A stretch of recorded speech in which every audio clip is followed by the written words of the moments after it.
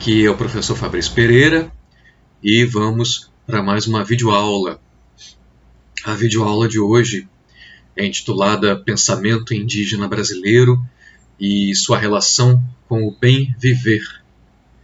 Vamos ver um pouco desse pensamento indígena brasileiro, então, através da obra do Ailton Krenak e articular um pouco isso com a ideia de bem viver. Né? Então, aqui eu vou discutir o pensamento do Krenak, basicamente. O Krenak está no programa desse curso para provocar vocês a lerem um pensador indígena brasileiro. E, acima de tudo, né, antes de tudo, para mostrar que existe um pensamento indígena brasileiro, apesar de ele não constar de quase nenhum programa de pensamento brasileiro. Né?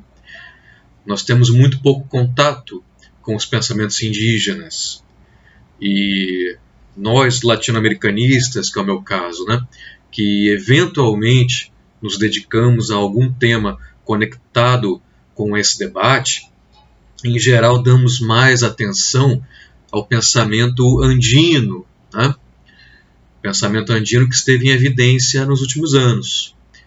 Mas nós podemos pensar numa grande rede de pensadores andino-amazônicos que vai se conectando com pensadores de outros povos ao sul e ao norte da Indo-América. Né? Indo-América, que nesse caso não pode ser chamada de latina. Né? Termo latino que remete a povos específicos, povos brancos do sul da Europa. Né? Aqui, então, nesse caso específico, não podemos falar de América Latina. Podemos falar, talvez, de Indo-América, como utilizou José Carlos Mariátegui, no começo do século XX, um importante pensador marxista peruano. Tá? Eu vou, então, falar aqui do Krenak e depois comparar o Krenak com o pensamento indígena contemporâneo andino, tá? O bem viver, com o que as discussões do Krenak, obviamente, têm muitas relações. Essencial no pensamento do Krenak é a ideia de queda, tá? Assim como no do outro autor indígena brasileiro contemporâneo, muito importante, com o qual eu pretendo trabalhar mais adiante também, o Davi Kopenawa. Tá? Essa ideia de que nós estamos em queda, em guerra, desde a conquista, e nada indica que isso vai mudar, essa situação de queda e de guerra, né? O homem se desconectou da natureza, se alienou da terra, e enquanto para o Krenak a terra e a humanidade são a mesma coisa, ou melhor dizendo, nós somos natureza. Nós fazemos parte da natureza, organicamente. Né? O Krenak não percebe onde tem alguma coisa que não seja a natureza. Tudo é natureza. Todo o cosmos é natureza. Então, o que mudou agora é que, se até algum tempo atrás eram os povos indígenas que estavam ameaçados de desaparecimento, né? E com isso seus pensamentos, né? Ocorrendo assim um genocídio e também um epistemicídio, agora é toda a humanidade que está ameaçada de desaparecimento. Né? Nós estamos todos diante da iminência da Terra não suportar a nossa demanda por conta da modernidade avançada, por conta do capitalismo avançado. Né? Mas talvez essa queda, talvez o fim do mundo, seja só uma interrupção breve de um estado de prazer extasiante que a gente não quer perder, né? Assim como um bebê que não quer parar de mamar. Daí o Krenak se dedica, então, a imaginar paraquedas para suavizar a nossa queda. Né? O paraquedas possível antes do fim do mundo parece ser não uma relação diferente entre nós e a natureza, né? Não ideias como um desenvolvimento sustentável ou algo desse tipo, mas sim a derrubada completa dessa barreira, a aceitação de que nós somos natureza, né? Não é uma questão de lidarmos melhor com a natureza, nós somos natureza. Não temos que preservar a natureza, temos que nos preservar, não é? Nós somos parte dela. Especificamente num texto mais recente dele, O Amanhã Não Está à Venda, que saiu em 2020, no começo da pandemia de Covid-19, né? Ele reflete sobre a pandemia lá no começo, né? Março, abril de 2020. Então ali o Krenak aprofundou a ideia dele de que se antes os povos indígenas estavam em crise e isolados, né, agora essa perspectiva se estende a toda a humanidade. E daí, então, a partir disso, ele se pergunta se algo como humanidade existe mesmo. A forma de vida adotada até aqui se apresenta como insustentável, né? Nas palavras dele, somos piores que a Covid-19. A perspectiva antropocêntrica está produzindo a destruição do próprio ser humano, né? Uma perspectiva que coloca o ser humano no centro, então está destruindo esse ser humano. A nossa forma de vida é apresentada pelo Krenak nesse textinho, nesse livrinho, né? Que é pequeno, mas é uma leitura muito instigante, né? Essa forma de vida nossa é apresentada como artificial, como ficcional, descolada do organismo vivo que é a Terra, né? A Pachamama, a Gaia, né? Há, porém, uma subhumanidade, né? Uma parte da humanidade que foi tratada, que é tratada até hoje, né? Até aqui, como uma subhumanidade, né? Subhumanos que vivem nas bordas do mundo. Quem são eles? São os indígenas, os quilombolas, os aborígenes, os caiçaras, né? O Krenak integra essa subhumanidade. O Krenak não se sente parte daquela humanidade hegemônica que agora está em crise. Para aquela subhumanidade da qual o Krenak faz parte, tudo é natureza. O ser humano integra a natureza. Então, desses valores, ainda, quem sabe, poderia emergir um outro mundo possível. Tá? Então, aí nesse texto do Krenak existe uma esperança ainda, existe um caminho, né? Existem aí também os paraquedas para tentar pelo menos adiar, né, o fim do mundo, pelo menos retardar esse fim do mundo. E eu quero estender então nesse sentido de alternativas para adiar o fim do mundo, o debate sobre as ideias do Krenak para um tema muito caro para mim, muito importante, que é o tema do bem viver, né? Que para mim é uma ótima possibilidade, uma das últimas que temos à disposição antes do fim do mundo. Nesse sentido, ampliando a nossa discussão do Brasil para uma dimensão maior da Indo-América. Tá? Nós precisamos agregar o pensamento indígena e o pensamento negro da nossa América, né, a nosso pensamento político, ao nosso pensamento social. Então, tanto o pensamento da Indo-América quanto o pensamento da Afro-América. Lembrando aqui um conceito da Lélia Gonzalez. Né? Mas eu vou então seguir pela nossa Indo-América, partindo do Krenak, para ir até o debate do bem viver na região andino-amazônica, do Equador e da Bolívia, principalmente, um pouco do Peru também. Né? Com esse tema do bem viver eu venho trabalhando há muito tempo, há pelo menos 15 anos. exatamente desde quando a ideia foi mais sistematizada, né, em textos, vamos dizer, acadêmicos, ocidentais, e ultrapassou as fronteiras andino-amazônicas daqueles países que eu mencionei, para começar a ganhar a região e posteriormente o mundo. Bem viver, né, vem do conceito de summa causae em Quechua ou Quichua, né, e também do conceito de summa camanha do Aymara. Esses conceitos foram traduzidos para o espanhol, respectivamente, como buen vivir e vivir bien, né? Bem viver ou bom viver e viver bem em português. Sumac pode ser entendido por harmonia, plenitude.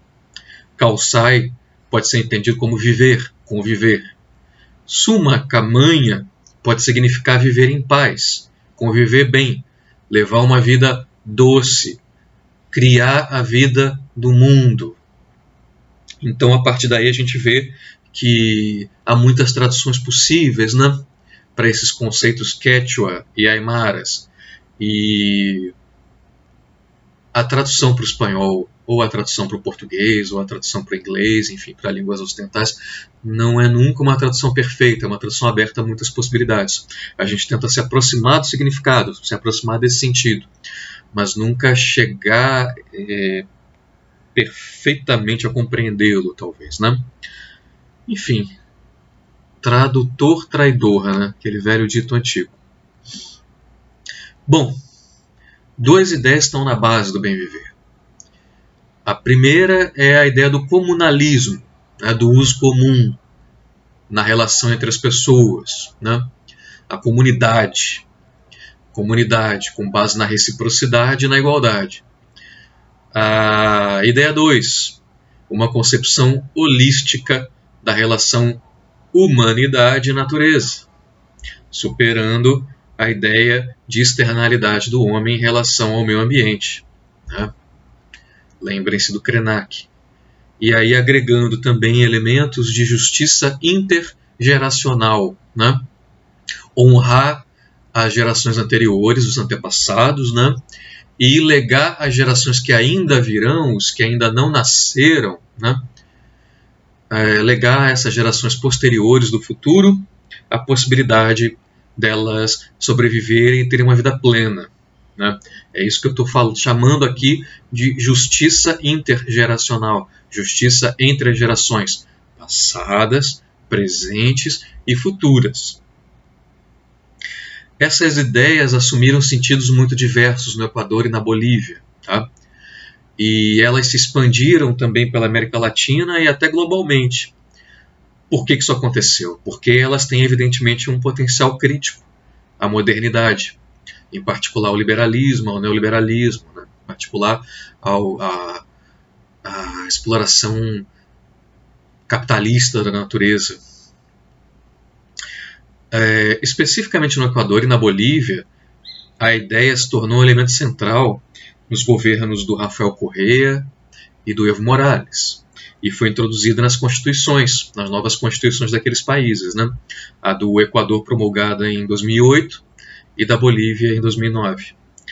O conceito, a partir daí, veio se misturando muito com referências ocidentais, apelando para narrativas até muitas vezes modernistas, socialistas, mas também para alternativas e referências pós-modernas, alternativas e referências decoloniais, né?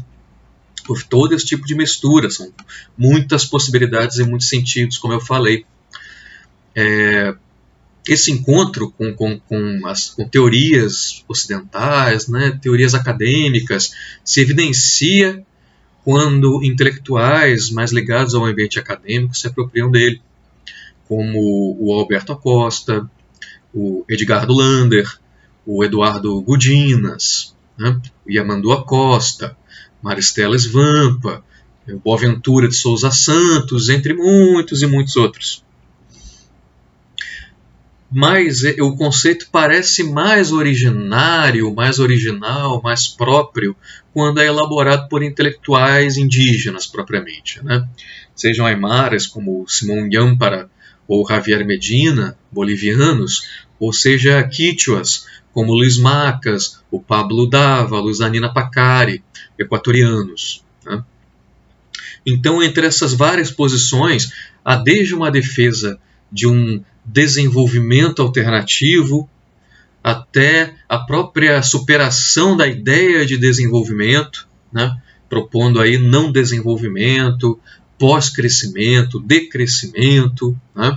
E em abordagens mais indígenas se enfatiza a impossibilidade do bem viver, de conviver, né, com o capitalismo, mas também com os socialismos ocidentais, também com o socialismo real, né, com os modelos de socialismo real, como se é que existe hoje o modelo chinês, socialismo, enfim. Porque ambos, né, capitalismo e socialismo, são paradigmas gestados pela modernidade.